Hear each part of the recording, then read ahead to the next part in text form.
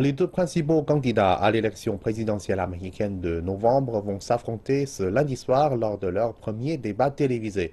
100 millions d'Américains devraient regarder le face-à-face entre la démocrate Hillary Clinton et le candidat des républicains Donald Trump, au cours duquel ceux-ci devraient débattre des questions clés. Hillary Clinton et Donald Trump vont participer à ce débat télévisé alors que les derniers sondages aux États-Unis les montrent au coude à coude. Il y a près de 3 semaines, ils ont présenté séparément, lors d'un forum télévisé, leurs idées en matière de politique étrangère. À présent, ils vont débattre en face à face. Hillary Clinton a fait une pause de quelques jours dans sa campagne pour préparer ce débat.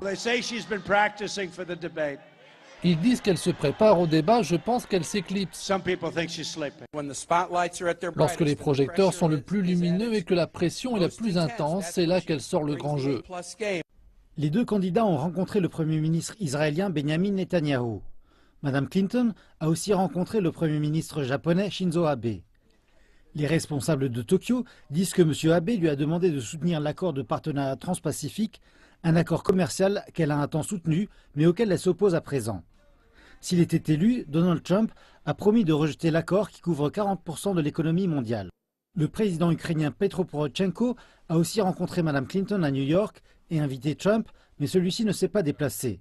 Trump a exprimé son admiration pour le président russe Vladimir Poutine et a déclaré à un reporter que Poutine n'envahira pas l'Ukraine. Cependant, de nombreux gouvernements occidentaux considèrent qu'il l'a déjà fait en annexant la Crimée. Les deux candidats ont rencontré le président égyptien Abdel Fattah al-Sisi, un allié clé pour le combat de la coalition État islamique. Après une série d'attentats à la bombe à New York et dans le New Jersey, comment prévenir le terrorisme inspiré par Daesh figurera probablement parmi les questions du débat. Au début du mois, Mme Clinton a publié un plan de 9000 mots pour défaire l'organisation État islamique. Donald Trump dit quant à lui qu'il veut garder le secret sur son plan.